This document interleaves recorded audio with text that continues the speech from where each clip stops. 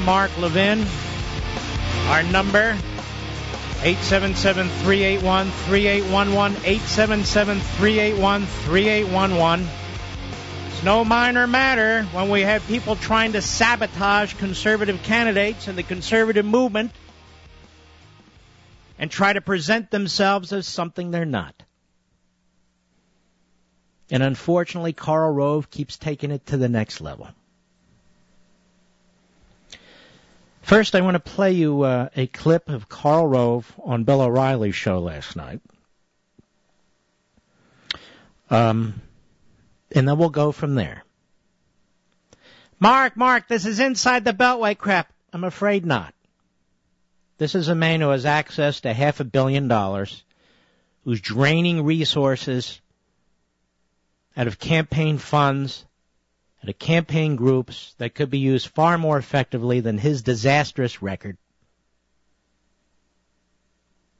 And I'll get into that again, too. Because he goes onto these shows endlessly, one after the other,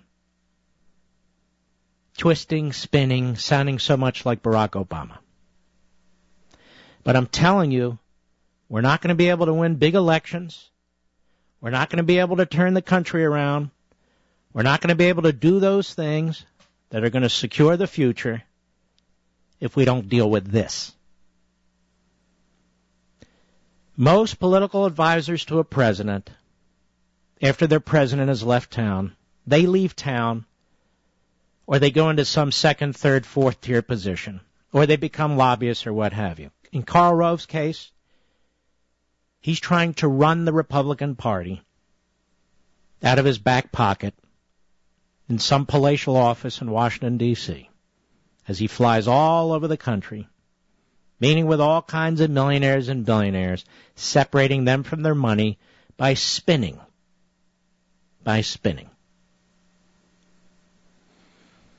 Now, first I want to play, and by the way, I have no criticism of Bill O'Reilly. I thought his interview was pretty straight. It was soft, but I don't think these guys really know what's going on. There's a lot of inside baseball, so I don't cast any aspersions on him.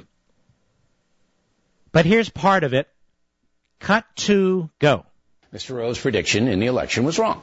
But he remains a major player within the Republican Party and is starting a new political action committee called the Conservative Victory Project. The problem, some conservatives don't like it. Who the hell died and named Karl Rove Queen for the day? As somebody who was active in the Reagan campaign in 76 and 80 and served in his administration for 8 years, I don't remember Karl Rove. So I don't know why they're upset. I mean, you just want Republicans to win, right? I mean, I guess that's what your new crew is about, right? Yeah, well, and look, for Mr. Levin, I was the director of the Texas campaign for Ronald Reagan in the fall of 1980 and was appointed by President Reagan to sit on the White House Fellows selection panel. So I didn't meet him, he didn't meet me, but he wanted to know where the heck I was then. Well, that's where I was.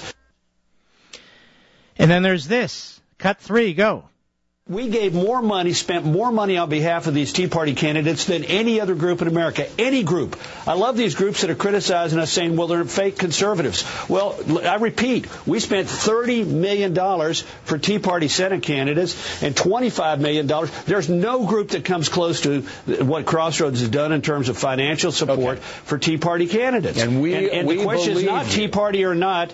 It's not the question of Tea Party or not. It's a question of whether or not they're a bad candidate or not. I don't call Karl Rove a fake conservative. He's not a conservative. He's an operative. He's a real operative. You know, I don't even think he tries to be a conservative. All right, so let's break this down. He tells Bill O'Reilly, quote, I was the director of the Texas campaign in the fall of 1980. I was the director of the Texas campaign in the fall of 1980. No, you weren't. Then you're on the Hannity show, and you said here, I'm pulling together my notes here, you said that you were the, come on, Marco, get your notes together, that you were the executive director of the Texas Reagan-Bush Victory Committee. This was the campaign arm in the state. Now, ladies and gentlemen, I'll tell you exactly what happened here because I worked in the Reagan campaign in 76 and 80 and served for 8 years. We went back and looked, as did Craig Shirley, who's the #1 biographer for Reagan, and he went back today and spoke to a number of people in Texas as well. And also Lynn Knopfsinger, just stick with me, who was a top advisor to Reagan since his days as his press secretary when he was governor and so forth, and worked on his campaign and came with him to Washington. What happened was that Karl Rove supported George H.W. Bush in the primary against Reagan in Texas, just as he had supported Gerald Ford in the primary against Reagan in 1976. So in 76, he supported Ford against Reagan. And in 1980, he supported Bush, 41, against Reagan. Reagan beat Bush in his home state of Texas. I believe it was 51-47, or thereabouts. So Reagan beat Bush in Texas. The governor of Texas, who was employing Rove at the time, was Clemens. And he was a Bush guy. So after the convention in Detroit, when Reagan was nominated, and after the convention in Detroit, after Reagan chose Bush to be his running mate, then the governor of Texas insisted on running the Reagan campaign in Texas. He insisted on pushing aside the name of a man, Ernie Angelo, who was the chairman of the Reagan primary effort in Texas. So Reagan wanted peace. He wanted to win. So what they did is allow the governor to set up this pro-Reagan Bush group. And that's what they did.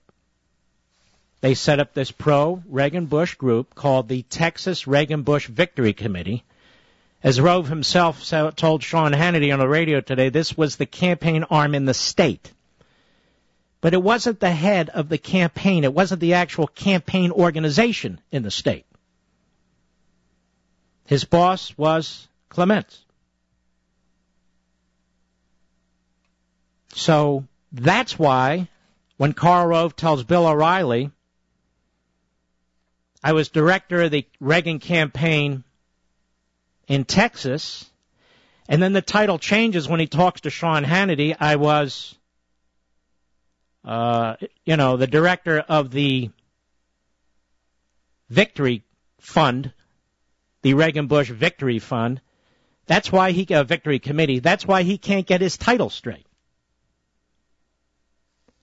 Now, you may say is in the weeds. It's really not.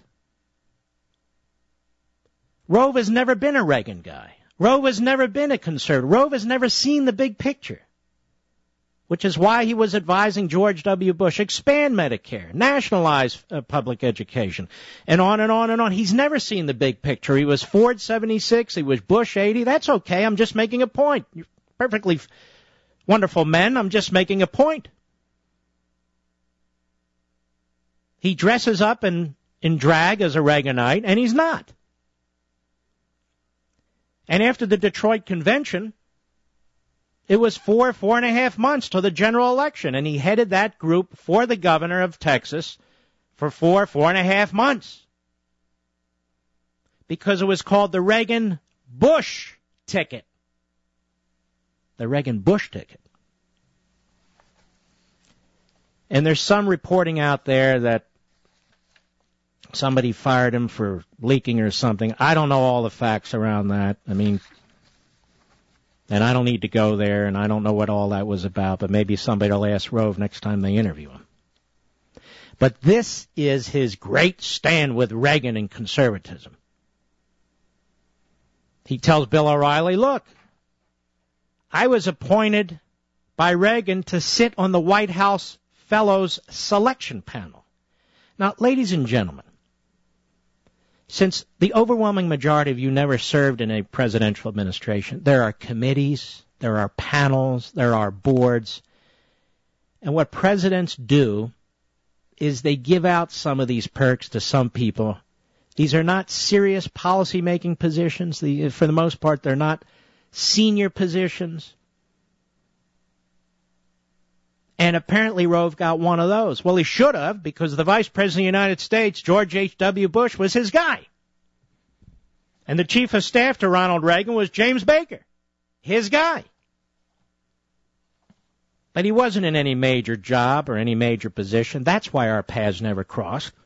Because nobody knew who the hell Karl Rove was in the Reagan administration, to be perfectly honest with you, other than the Bush guys. And even they didn't fight like hell to give him any big job. I'm just being honest. So that's 1980. That's 1980 when he goes on TV and says, oh, yeah, well, look, I was head of this, I was head of that. He's puffing up his resume. And any reporter listening can go back and talk to Ernie Angelo or Tom Pauken and ask them about it. So when it came to these primary battles, Rove was never a Reagan guy. And now he wants to get into these primary battles in the states, and I assume for president, and he won't be a Reagan guy again.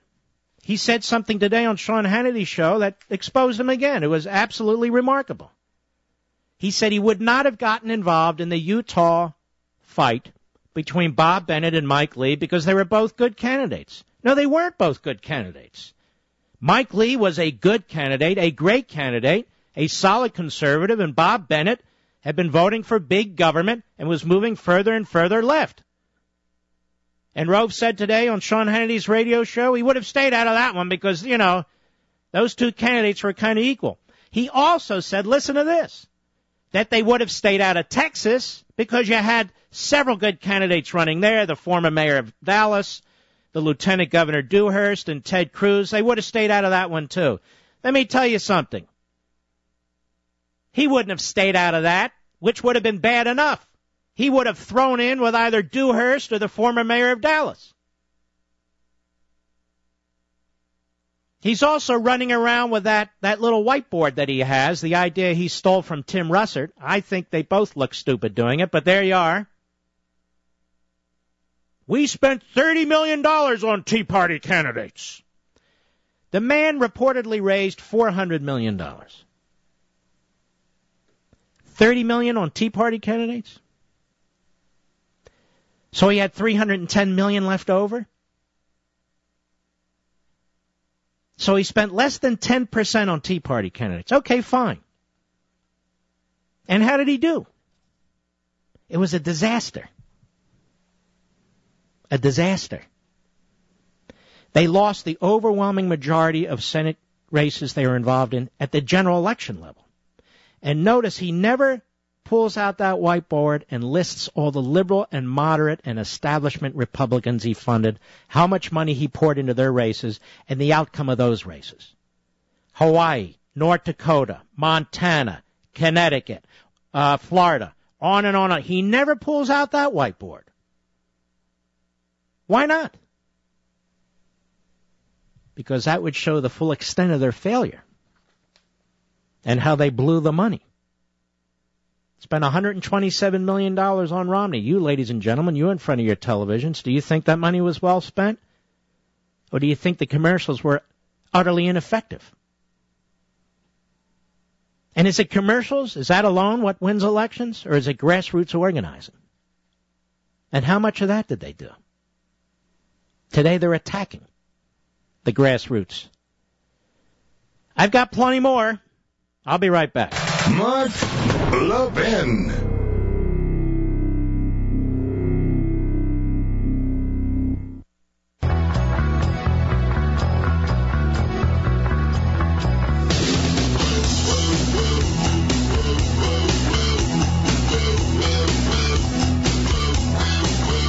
Now, Rove gets this name the architect. He gets it from George W. Bush. But George W. Bush lost the popular vote in 2000, as you all know, because some past DUI came out at the last minute in a dirty trick by the Gore campaign and the media. It is ironic, though, that Rove shows no compassion, no heart whatsoever for other candidates who might be imperfect. But Bush legitimately won the presidency through the Electoral College, through a couple hundred votes in Florida. That's how our system works. But that's hardly an architect. And his record has been quite poor, quite frankly. In 2006, in the middle of the second term of the Bush administration, when Karl Rove controlled the Republican National Committee, he controlled all the federal Republican, national Republican entities from the White House. He was the senior policy advisor, or political advisor, to Bush. And we lost 6 Senate seats and 31 House seats. We lost the Senate to the Democrats, and we lost the House to the Democrats. We haven't gotten the Senate back. And Rove is now telling us, well, follow his lead. He'll tell us who to vote for. Only, of course, the candidates who can win. Now, he's not exactly Einstein when it comes to these elections. We have to win back a Senate that he lost in 2006. We won back a House that he lost in 2010, thanks to the Tea Party. Not the Republican National Committee, not any of the rest of it. The same grassroots activists and organization that he contemns and trash mouths, and he did viciously on Hannity's radio show today, are the organizations and the individuals, you, who won that election. And of course, in 2008, as a result of the disaster of the final months of the Bush administration, politically and substantively, economically, we lost the White House to Barack Obama. And then they told us the only one who can win is Romney. And Rove spent $127 million on Romney, more than any other independent PAC, and we lost. We lost. I've got more. I'll be right back. I will also remind you that in 2004, in the Republican primary in Pennsylvania, a fellow by the name of Pat Toomey, a congressman, decided to take on Arlen Specter, a left-wing Republican. Specter had been there a long time. And Toomey had a very good shot at beating him. But it was Rove who sent Bush into Pennsylvania to campaign for and endorse Arlen Specter in 2004. Absolutely awful judgment. Awful judgment. So it's a very weak record. It's a very bad record, despite all the money raised, beside all the spin, all the propaganda, all the whiteboards. And there he was on election night on Fox. When the Fox analysts, who are superb, concluded that, well, unfortunately Obama won Ohio, he had a tantrum on television, disagreeing with them. This county isn't in, this town's not in, my sources tell me, which is kind of what he does. And yet we lost Ohio.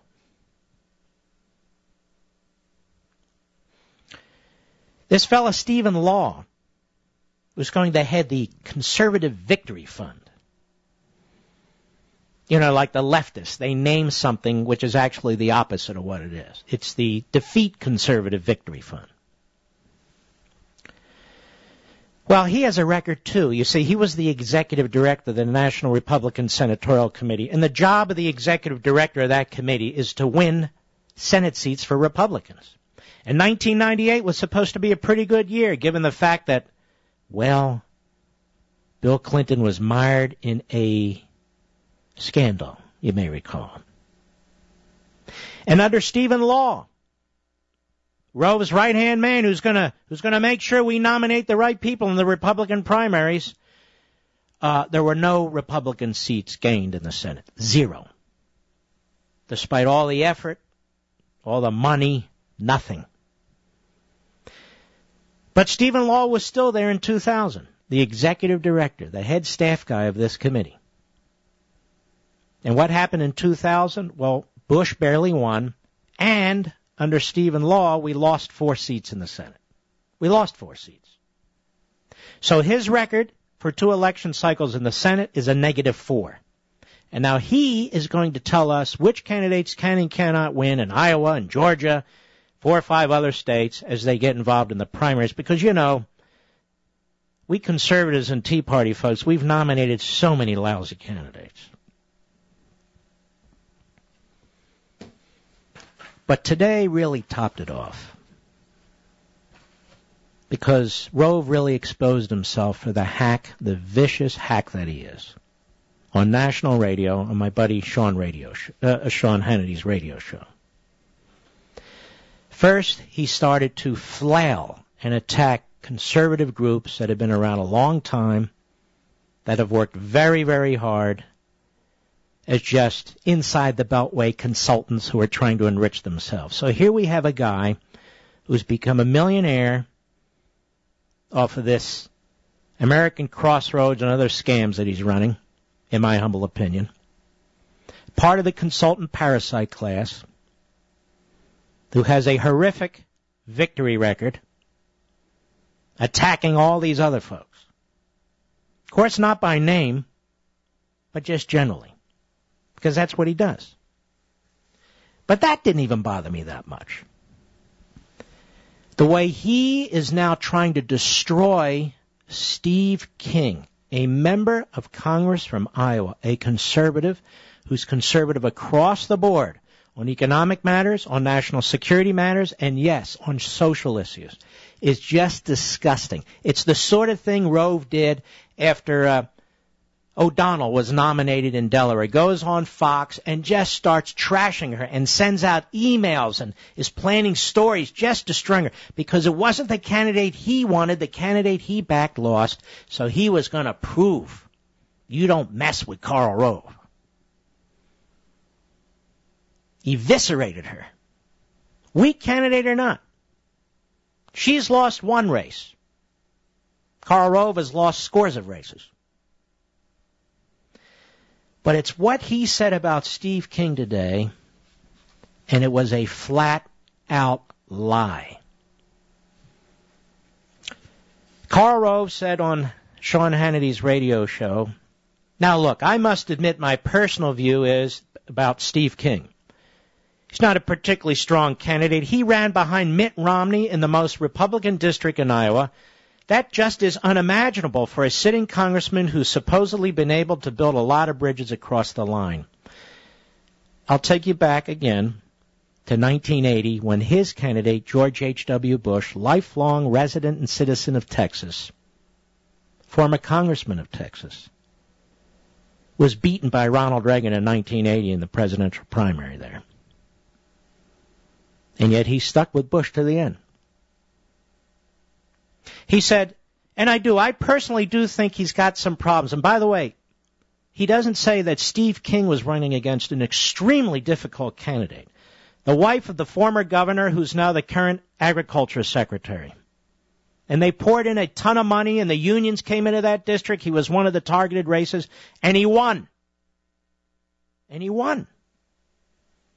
Well, he was trailing Romney. He was targeted, and he won. So now you see, Rove sets a different standard. Well, he won, but he should have won bigger. And so they trash him. Just as his loser friend, Stephen Law, trashed Steve King in the New York Slimes of all places. They plant their story there because they hope they can raise money all around Manhattan and so forth with a number of big, moderate to liberal corporatists and other funders who will continue to pour money into the Rove machine. But here's what was stunning. Rove said this, and I quote, yesterday he, meaning Steve King, said he would not disavow Todd Akin's comment that a woman's body has the ability to distinguish between a legitimate and an illegitimate rape, whatever that means. Steve King said that yesterday, said Rove.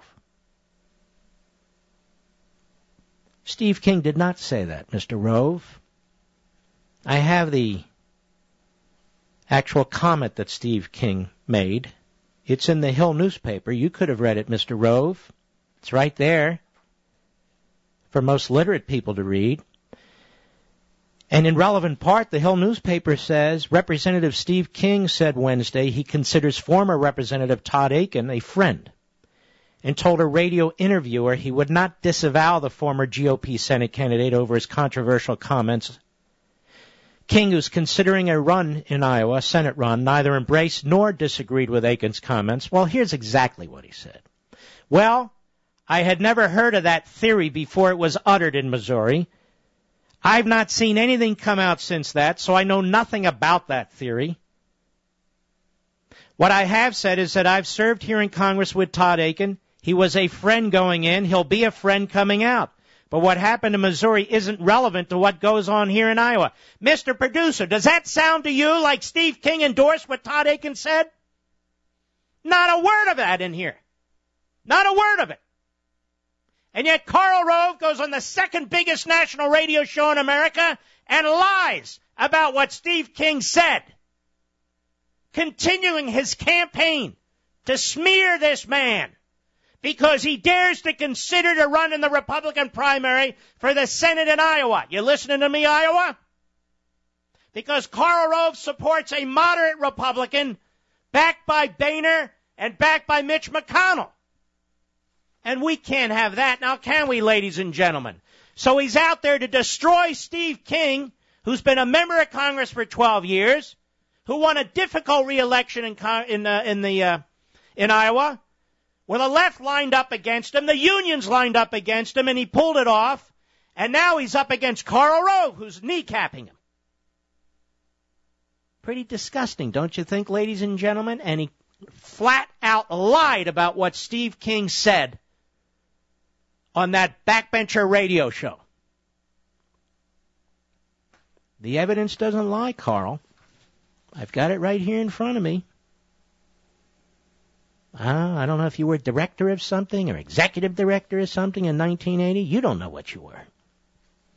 You've said two different things. I do know this. Every opportunity you had to back Ronald Reagan in a Republican primary, you didn't. Gerald Ford and George H.W. Bush. And you sent George W. Bush to back Specter against Toomey. And these are the guys that are the smart guys who are going to decide who the Republican nominees are in these different states. They're shaking down millionaires and billionaires, trying to create a centralized system that they'll run out of their lavish offices in Washington, D.C. Is that what we want? Is that what we want, America? Is that how we reverse course? George W. Bush, supported TARP, $700 billion. Billions in subsidies to General Motors and Chrysler, which came out of TARP, which in my view was unconstitutional and violated separation of powers since Congress refused to subsidize GM and Chrysler. That's right. Massively expanded Medicare. Massively expanded the role of the federal government in public education. George Bush, while campaigning against McCain-Feingold, ultimately signed it into law, had to be reversed by the Supreme Court. George Bush, comprehensive immigration reform. See, the Tea Party came to be tens of millions of Americans who were never involved in politics before, finally rising up, said, we have had enough. We've had enough of big government Republicans. We've had enough of leftist Democrats. We've had enough of Bush. We've had enough of Obama. We've had enough of deficits and debt, expanding federal programs. Somebody has to do something. So the American people rose up and did it themselves in 2010. They said enough. And you voted in historic numbers up and down the ticket. Local, state, federal races. 700 Republican victories like never before. More state legislatures than any time in modern history. More governors than any time in modern history. You delivered the Republicans the House of Representatives. You almost took the Senate. And what do? They give us Mitt Romney. Well, we didn't give it. You know, you ran in the primaries and you lost. Well, we know who backed what. The only guy who can win, lost. Lost against a man in the White House who has a disastrous record. Domestic and foreign, disastrous. What went wrong? I'll tell you what went wrong. There wasn't a conservative on the ticket. That's what went wrong. That's what went wrong. And these people go on TV and they pose as conservatives. They undermine the whole notion of conservatism. They're big government Republicans. They feed off the public trough. They shake down these donors who are not paying attention to what's going on. And then when they're losers, as Rove and company were big time in the last election cycle, they blame the Tea Party. They talk about two races. Not Hawaii, not North Dakota, not Montana, not Connecticut, not Florida, not on and on and on. No, two races.